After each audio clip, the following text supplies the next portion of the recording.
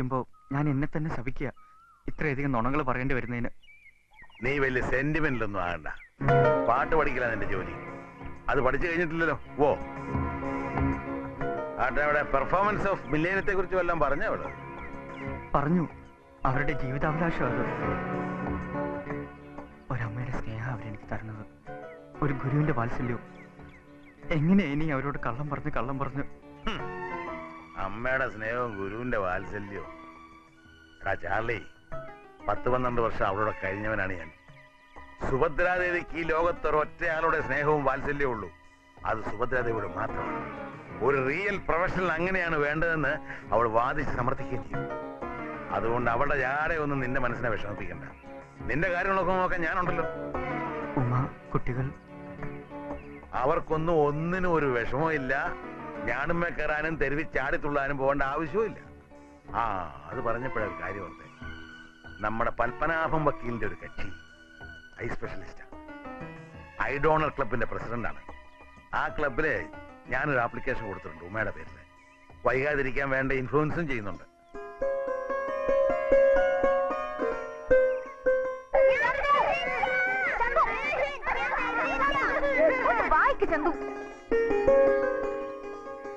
പ്രിയപ്പെട്ട ഉമേ, ചന്തു, ബാലു, ദീപു, പൊന്നൂസേ, എനിക്കിവിടെ സുഖം തന്നെ.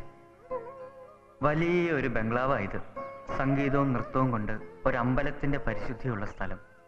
സുഭദ്രാദേവി നല്ല അമ്മയാ. നിങ്ങളെക്കുറിച്ച് പറയണമെന്നുണ്ടായിരുന്നു എനിക്ക്. പക്ഷേ മറ്റൊരാളായല്ല ഞാനിവിടെ കഴിയുന്നത്, അതുകൊണ്ടാണ്.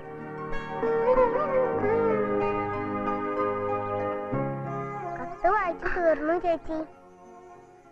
ചാർലിയുടെ ശബ്ദം പോലും ഒന്ന് കേൾക്കാൻ കഴിയുന്നില്ലല്ലോ. പോയിട്ട് ഇന്നേക്ക് 27 ദിവസങ്ങൾ തികയുന്നു.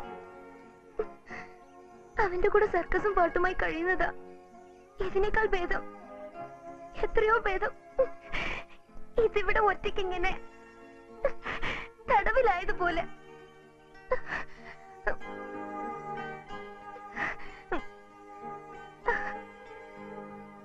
പാവം, അവനോട് ഒറ്റയ്ക്കാവല്ലോ. ഇങ്ങനെ ഇപ്പൊ പിരിഞ്ഞിരിക്കുമ്പോഴാ പിന്നെയും മനസ്സിലാവുന്നത് ഒരിക്കലും പിരിയാൻ വയ്യാന്ന്. എപ്പോഴാണോ ആർക്കെ സാറ് അവന് വിട്ടുതരിക?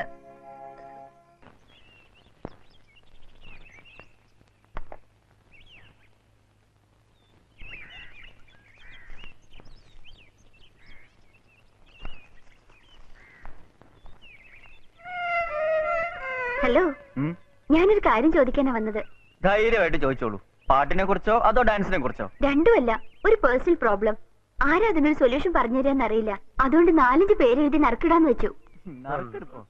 അത് കൊള്ളാം. എന്നാ ശരി, എടുക്ക്.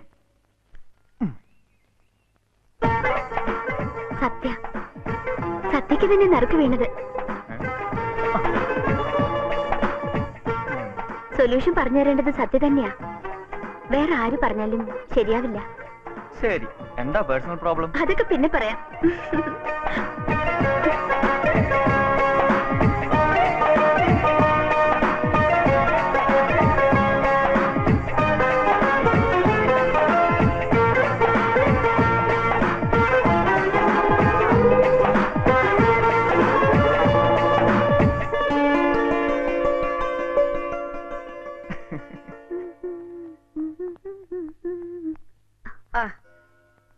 നീ എന്താ അമ്പലത്തിലേക്ക് വരാഞ്ഞ്? ഞാൻ വന്നപ്പോഴേക്ക് അമ്മ പോയി. Sathya, Prasad. Many many happy returns of the day. Thank you. വൈകുന്നേരം പാർട്ടിയുണ്ട്, നീ ഉണ്ടാവണം എല്ലാത്തിനും. ഓ അതെ, നറുക്ക് വീണത് മറന്നിട്ടില്ലല്ലോ? ഇല്ല. എന്താ പ്രോബ്ലം? പ്രേമത്തെ കുറിച്ചൊരു സംശയം ചോദിക്കാനാ. ഇത് ചോദിക്കാനാണോ നറുക്കിട്ടത്? അതിന് ഞാൻ പ്രേമത്തിന്റെ എക്സ്പേർട്ട് ഒന്നും അല്ലേ. ആണെന്നാണല്ലോ ദൈവം പറഞ്ഞത്. അല്ലെങ്കിൽ സത്യക്ക് തന്നെ നറുക്ക് വീഴുവോ? ദൈവം പറഞ്ഞാ പിന്നെ അതിന് അപ്പീലുണ്ടാവില്ലല്ലോ, അല്ലേ?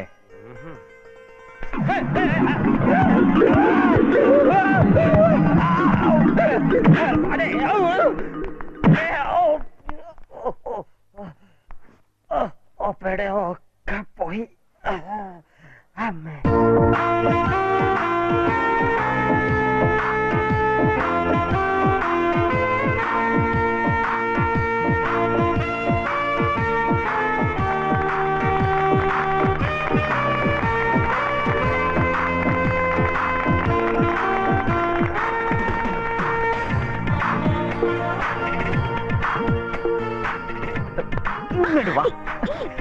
കാര്യം പറഞ്ഞില്ലല്ലോ. പറയാം, കേക്ക് കൊടുത്തിട്ട് ഇപ്പൊ വരട്ടെ. പറ. പറയാമേ. പറഞ്ഞിട്ട് പോയാ മതി. ഒരു ദിവസം ഞാൻ കോളേജ് വിട്ട് വരികയായിരുന്നു. കാറില്ലാത്തോണ്ട് ബസ്സിലാ വന്നത്. ബസ് ഇറങ്ങി നടക്കാൻ തുടങ്ങിയപ്പോ പെട്ടെന്ന് മഴ. ഞാൻ ഓടി ഒരു മരത്തിന്റെ ചോട്ടിൽ ചെന്ന് നിന്നു, മഴ കൊള്ളാതിരിക്കാനേ. എന്നിട്ട് അപ്പൊ ഒരു ചെറുപ്പക്കാരൻ ഓടി അങ്ങോട്ട് വന്നു. ചെറുപ്പക്കാരനോ? എന്തിനു? അത് മനസ്സിലായില്ലേ? മഴ നനയാതിരിക്കാൻ. എങ്ങനെ ആള്? കണ്ടാൽ എങ്ങനെ? കണ്ടാൽ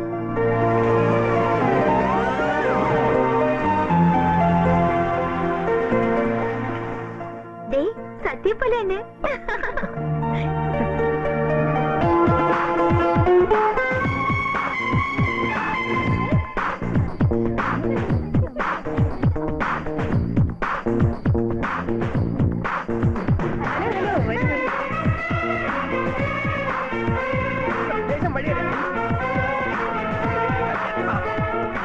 എന്താ ഇവിടെ നിൽക്കണേ? ഭക്ഷണമൊക്കെ അവിടെ റെഡി ആയിട്ടുണ്ട്. 2-3 പ്രാവശ്യം കഴിച്ചോളൂ. ഈ തിരക്കിനിടയിൽ ആരും അറിയാൻ പോണില്ല.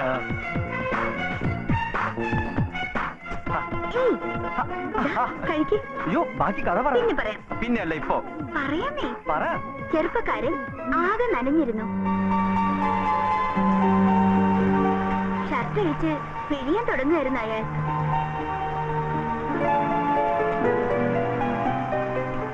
പെട്ടെന്നല്ല കണ്ടത്.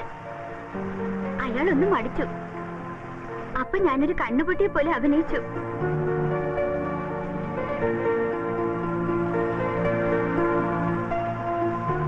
എന്തിന്? വെറുതെ. വെറുതെ ആവില്ല, അയാളെ ഷർട്ട് അടിക്കുന്ന കാണാനാവും. ഓ, ആണെങ്കി ആണെന്ന് വെച്ചു. എന്നിട്ട് ഞാൻ ചോദിച്ചു, ഒരു ശബ്ദം കേൾക്കുന്നുണ്ടല്ലോ, ആരാ? ഞാനാ. എന്താ വേണ്ടേ? എന്താ വേണ്ടേന്ന്? ഒന്നും വേണ്ട. പിന്നെ ആരാ വിളിച്ചത്? ആരും വിളിച്ചില്ല. എന്നാ അവിടുന്ന് അവിടെ ആരും വിളിച്ചില്ല. എന്നാ ഇവിടുന്ന് അങ്ങോട്ട് പോ. ഹലോ, അവിടെ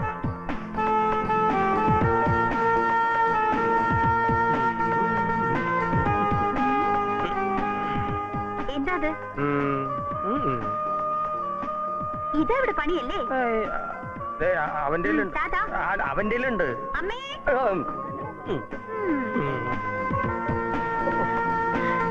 ദാഹിച്ച് നിൽക്കാവൂ. ഏയ്, ദാഹമൊന്നുമില്ല. കഥ മുഴുമിപ്പിച്ചില്ലല്ലോ. ഇത് കഴിക്കേ, എന്നിട്ട് പറയാം. എനിക്ക് വേണ്ട കോള. ആ, എന്നാ കഥ അയ്യോ, പിന്നെ. കോളതാ.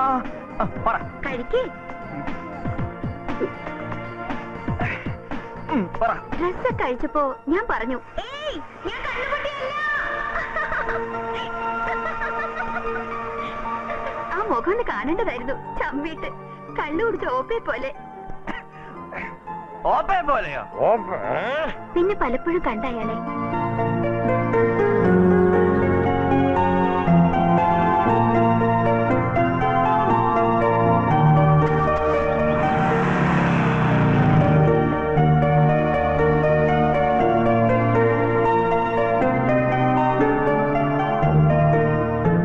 ഇപ്പോഴിപ്പോഴായിട്ട് കാണാതിരിക്കാൻ വയ്യാന്നൊരു തോന്നല്. ഇത് പ്രേമമാണോ? നറുക്കെടുപ്പ് കഴിഞ്ഞപ്പോഴേ സംഭവം മനസ്സിലായി. എന്നെ ഇഷ്ടമാണെങ്കിൽ നേരിട്ടൊക്കെ പറഞ്ഞാ പോരെ. പിന്നെ ഒരു മോഹം. വേറെ ആളുടെ കാര്യമില്ല ഞാൻ പറഞ്ഞത്. അതെ, എന്നാ പിന്നെ ഞാനിപ്പോ പറയട്ടെ എല്ലാവരോടും. എന്താ പ്രശ്നം? താനാരാ? എന്താ പ്രശ്നം? ഞാൻ ഓപ്പ. അപ്പൊ ഞാനോ? സത്യ. അല്ല. അതെ, ബോംബെയിലെ ഭാനുമതി സിൻഹയുടെ ഹസ്ബൻഡ്. അല്ല, മകൻ. പാട്ടുകാരൻ.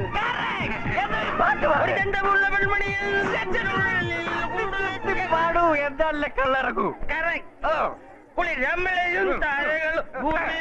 പിടിച്ചു കൊണ്ടുപോ. കഥ പറയാം. കഥ പറയാം.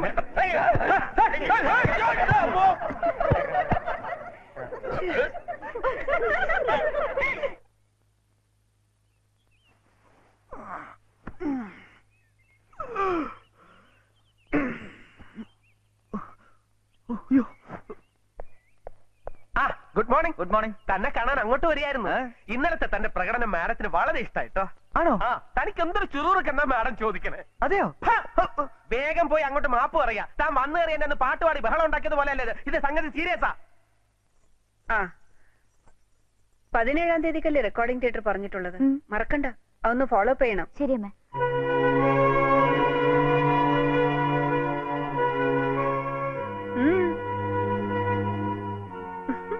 കപ്പാസിറ്റി വളരെ കുറവാണല്ലേ? കണ്ടില്ലേ മുഖം ഒരിത്തിരി അകത്ത് ചെന്നതിന്.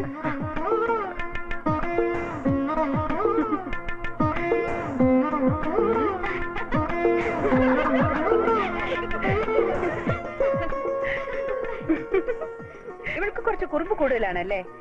ദാ ചെവിക്ക് പിടിച്ച് നല്ലൊരു പിച്ചു കൊടുക്കും. മനസ്സിൽ വെറുതെ ഓടണ്ട. അവിടെ നിൽക്കാൻ.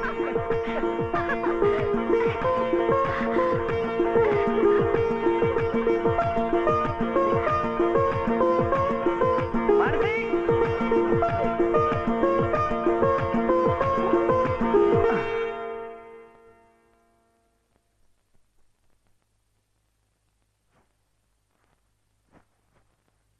ആ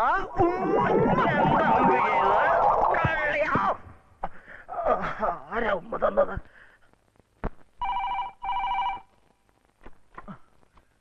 ഹലോ.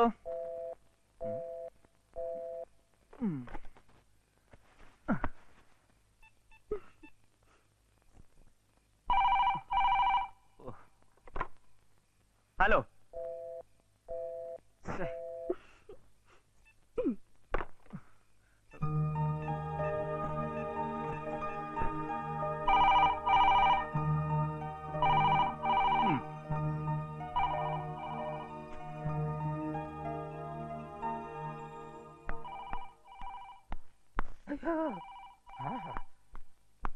നീ ഫോണുമായിട്ട് ഇവിടെ നിൽക്കായിരുന്നോ? ഞാനിത് എവിടേക്ക് അന്വേഷിച്ചു. അത് ഓപ്പയ്ക്ക് തരിക.